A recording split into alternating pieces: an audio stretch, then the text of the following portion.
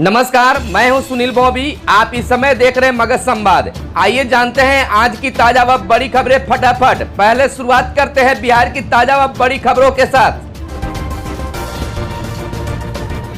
खबरों के लिए सुबह का इंतजार अब हुआ खत्म। आइए जाने शाम तक की खबरें, अब तक की बिहार की बड़ी खबरें।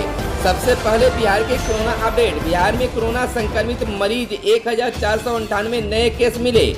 मरीज की संख्या पहुंची 1,52,192। बिहार में कोरोना संक्रमण की संख्या बढ़ती ही जा रही है। अब तक कोरोना महामारी की संख्या 1,52,192 हो चुकी है। बिहार में 9 सितंबर तक कोविड-19 की कुल नए मामले 1,498 सामने आए हैं।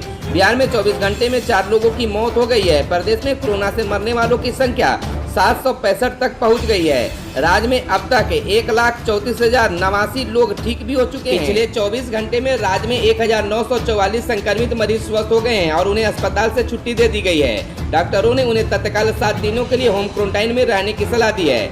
राज्य में अब तक 1,34,089 संक्रमित मरीज स्वस्थ हो चुके हैं। इधर बता दें कि बिहार में पिछले 24 घंटे में 1,52,671 सैंपल की जाँच की गई है। स्वास्थ्य विभाग के अनुसार राज्य में अब तक 43,28,593 सैंपल की जांच की जा चुकी है। कोरोना की जांच की व्यवस्था एंटीजन किट के माध्यम से प्राथमिक चिकित्सा केंद्र तक की गई है। इससे राज्य में जांच का दायरा बढ़ गया है। इधर बताते चले कि अररिया में 58, अरवल में 16, औरंगाबाद में 33, बांका में 18, बेगूसराय में 32, भागलपुर में 61, भोजपुर में 27, बक्सर में 24, दरभंगा में 50, पूर्वी चंपारण में 47, गया में 23, गोपालगंज में 50, जमुई में 24, जहानाबाद में 32, कैमूर में 11, कटिहार में 27, खगड़िया में 3, किशनगंज में 52, लखीसराय में 24, मधेपुरा में 47, मधुबनी में 24, मुंगेर में 20, मुजफ्फरपुर में 68, नालंदा में 61, नवादा में 15, पटना में 203, पूर्णिया में 55, रोहतास में 36, सहरसा में 111, समस्तीपुर में 36, सारण में 41, शेखपुरा में 13, शिवहर में 9, सीतामढ़ी में 12,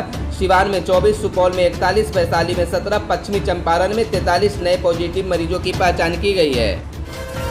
चुनावी मौसम के बीच बिहार पर मेहरबान पीएम मोदी 11 सितंबर को देंगे सौगात। प्रधानमंत्री नरेंद्र मोदी ने 11 सितंबर को बिहार को बड़ी सौगात देने जा रहे हैं।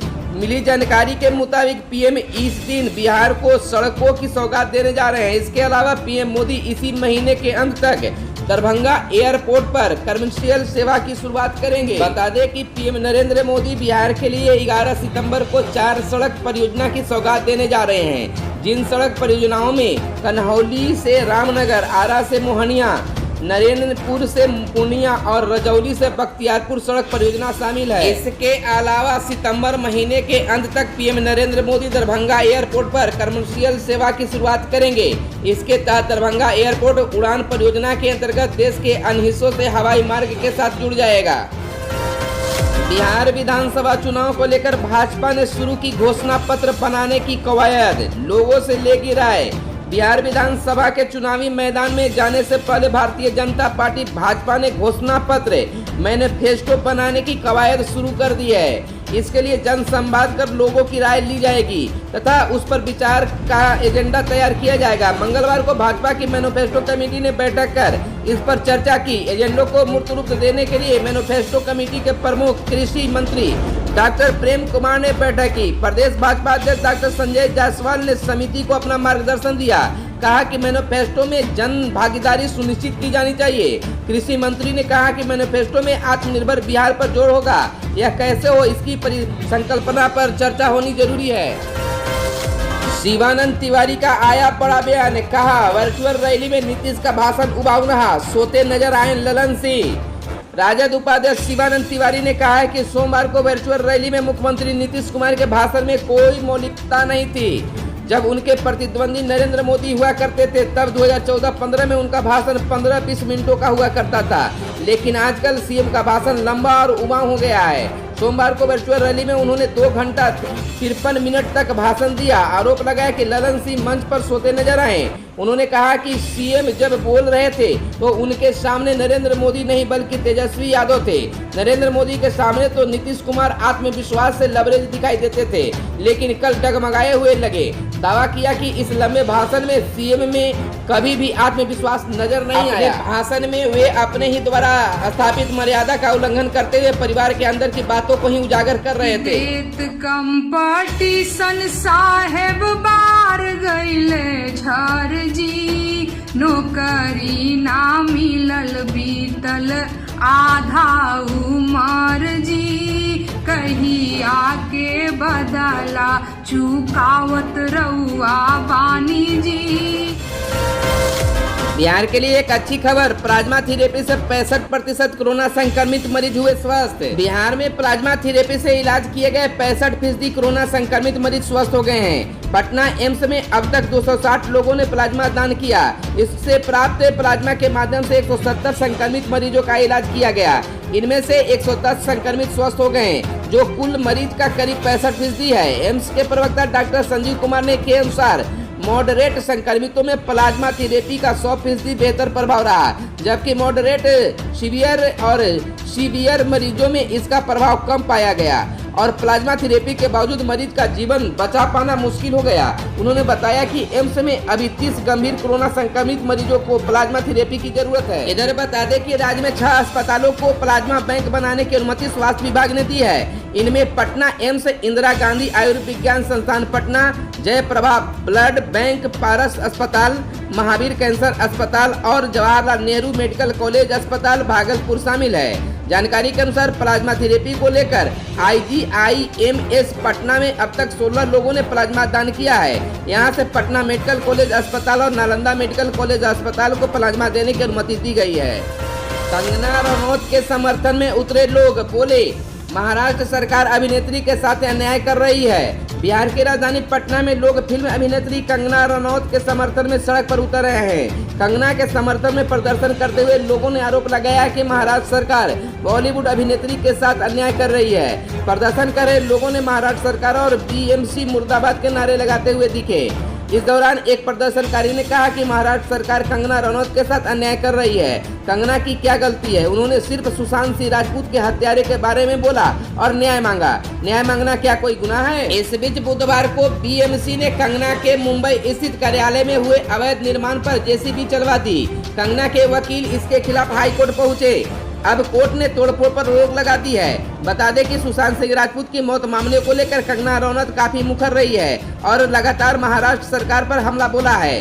बीते कुछ दिनों से शिवसेना सांसद संजय राउत और कंगना रनौत के बीच जुबानी जंग भी चल रही है। राउत ने ही हाल में कहा था कि कंगना यदि मुंबई से असुरक्षित महसूस करती है तो उन्हें यहाँ नहीं लौटना चाहिए। कंगना कोरोना काल में अपने हिमाचल प्रदेश स्थित घर पर थी और आज ही मुंबई लौटी है।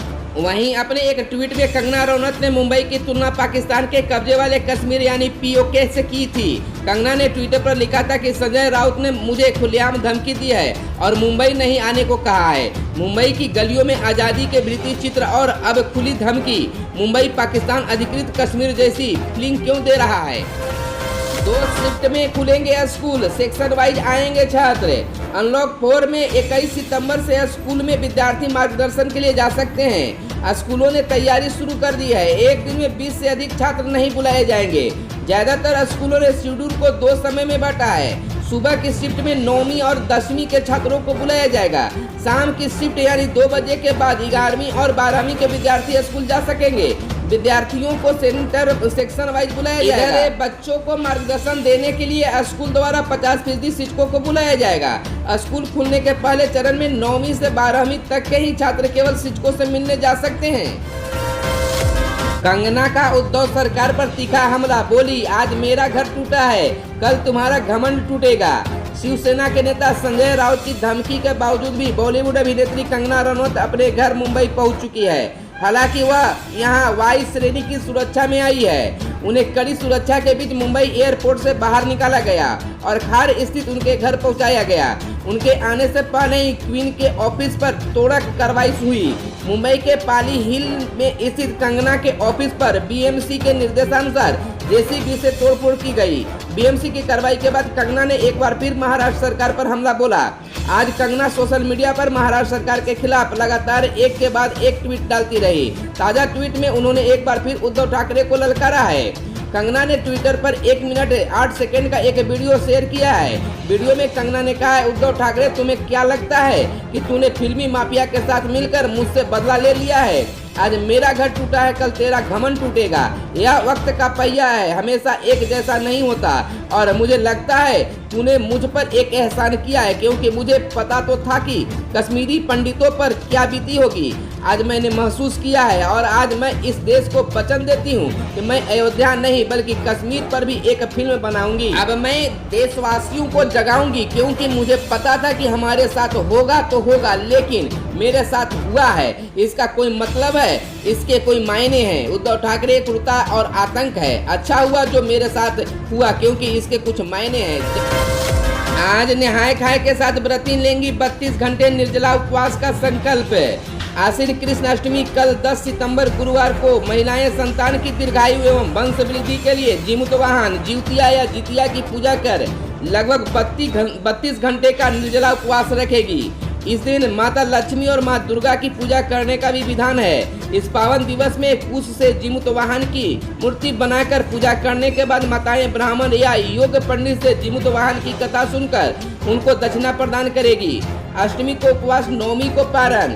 ज्योतिषाचार्य पंडित राकेश झा शास्त्री ने बताया कि माताएं अपने पुत्रों की मंगल कामना और दीर्घायु के लिए जीवित पुत्रिका जिउतिया का व्रत बुधवार की रात 9:53 से फ्राइडे की सूर्योदय तक करीब 32 घंटे का कठिन व्रत करेगी। खबरों में आज बस इतना ही। धन्यवाद। जय हिंद, जय भारत, वंदे मातरम।